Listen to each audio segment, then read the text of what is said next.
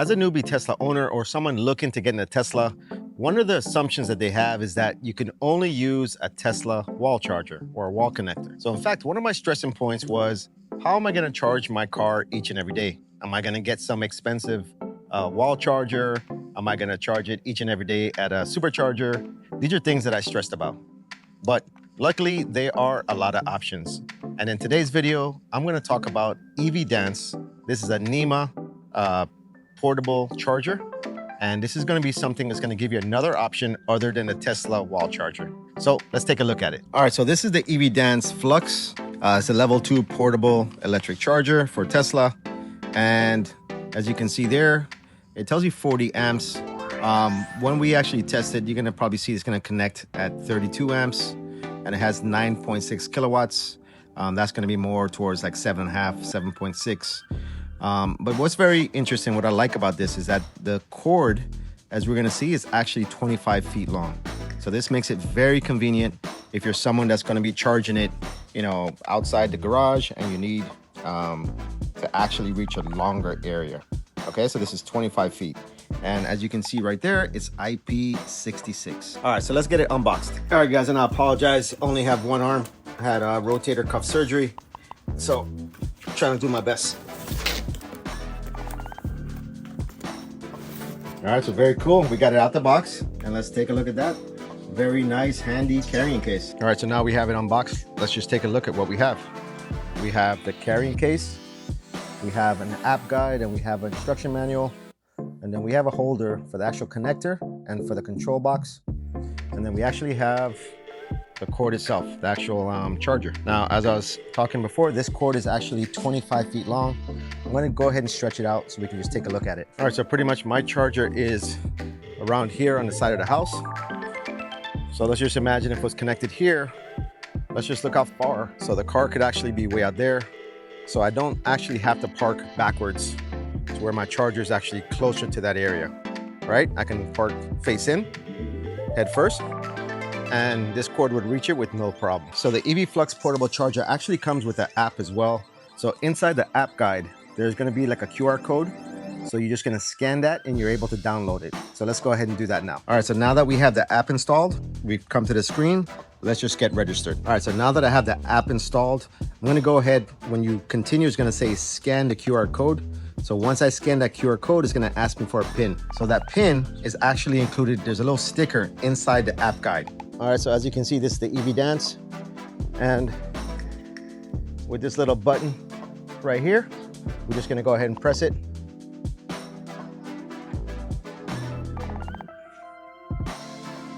And there we go. All right, guys, so I just connected the app. As you can see, I just did slide to start charging. And we're just charging, right? So it's the time is now 4:11 my time. All right, so pretty straightforward. For some reason though, I wasn't able to connect the Wi-Fi yet, so I'll get that figured out. Right now, as you can see, it's connected by Bluetooth. So I did the slide to start charging. The time now is 4:11 my time, and right now my car is at 53%. So I'm gonna charge for about an hour, and let's see how far we get charged in 1 hour. So I'm gonna come back at 5:11. So as you can see here, inside the app, you have a little tab that says plan. On the plan, then you have schedule, delayed stop, and then you have delayed start, right? So you can actually plan. So if you live like in a city or state where it's cheaper to charge at certain times, you can use this in the app to basically set it up that way. All right, so it shows that it's charging at 41 amps out of 40, right? And the kilowatts at 9.9. Now, I don't know enough about this to know whether it's actually charging at 40 or if it's actually charging at 32. I thought for some reason it would be 32 watts. But if somebody below can actually tell me, somebody that knows a little bit more about this, but it's actually showing 40. So let's just see. All I care about is what it actually does. So like I said, my charge is now at 53%. It was 4:11 p.m. I'm gonna come back in 1 hour and check it out. So inside the car is saying from 54% up until 85%, there's 2 hours and 45 minutes remaining. It's showing that it's charging at 10 kilowatts and 40 amps. So So the car is reflecting the 40 amps as well. Now I'm just gonna actually do a quick test. I'm gonna stop this. Right now we see is 2 hours and 45 minutes remaining. This is with the EV DANCE FLUX, right? And that's to charge it to 85%. I'm gonna actually stop it. I'm gonna connect my Tesla charger and let's see what it reads. So we just plugged in the Tesla charger, just so we can get a reading and we can compare it. Also want to show you real quick, the Tesla charger, look at the length. So we go here, and that's it. I mean, we obviously have it bundled up here, but pretty much let's just take a look here. That's the Tesla charger, that's the EV Dance. So pretty much starting from the same area, giving it the same amount of slack. And let's just follow it here. That's the Tesla charger on the right, and that's the EV Dance charger on the left. So you got quite a bit more feet, give you a little bit more flexibility. So something else I wanted to just point out is take a look at the difference in the size of the actual cords. This is the EV Dance Flux, and this is the Tesla charger, right? So when you just put it together, so a lot thicker, and it actually feels a lot more heavy duty. So I guess this can be a pro or a con when it comes to flexibility. Now, I don't know if it actually helps with the heat conduction or if that's why they did it. But like I said, I don't know enough about it, but it actually is a lot thicker. All right, guys, so now you can see I have my Tesla charger connected. And as you can see right there in the app, it's actually charging at 7 to 8 kilowatts. And the time that's showing is actually showing 3 hours and 25 minutes, as opposed to the 2 hours and what I believe, 45 minutes that we had before with the EV Dance. So there's a reading in the car as well. This is with the Tesla charger. Car is at 54%. Want to charge it to 85%, and it's showing 3 hours and 25 minutes, right? And you see it's charging at 32 amps and 8 kilowatts. So the EV Dance is actually shaving quite a bit of time from this charging, right? So I'm actually very surprised. Like I said, I don't know diddly about this electricity stuff. So I actually thought it was gonna charge pretty much at the same speed as my Tesla charger.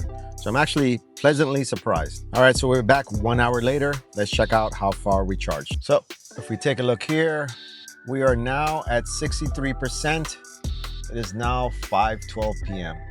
So basically 1 hour later, we gained 9%. And now it says 2 hours and 25 minutes remaining. All right, guys, so this is something I just noticed. I'm currently charging with my Tesla charger, and look at the charging pole or whatever it is over here, the image.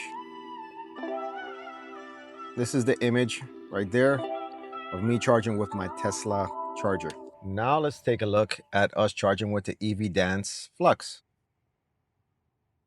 Pretty cool. Now, this probably happens every time you charge at maybe like a supercharger. I just never noticed it before, but it is pretty cool. All right, so this was just a quick unboxing of the EV Dance Flux. I would love to hear what your thoughts are. Let me know the pros and cons and what you see so far. All right, so what are my initial thoughts? All right, so first of all, there's some real practical things that I found with the EV Dance Flux. One of them being, or the first one being, that extra length. Right? Having that 25-foot cord is really going to be allow me to be flexible with my car. I can just drive it in head first or park backwards and not have to worry whether or not I'm going to reach the charging port. The second thing that is real practical for me is that there are times where I rush and I forget to charge the night before. And in this little test and just seeing, this actually charges quicker than the Tesla charger, right? So in those cases, maybe like a Saturday, I know I'm gonna be on the road and I didn't charge the night before, I can plug it in real quick in the morning and I'll get more charge than I would with a Tesla charger. So those are two practical tips. Another thing, just thinking about it, is it actually looks cooler, right? It actually looks better than the Tesla charger, at least in my opinion. I would love to hear what you think about it. Could this be one of the best budget-friendly EV chargers on the market? I don't know, let me know. See you in the next video.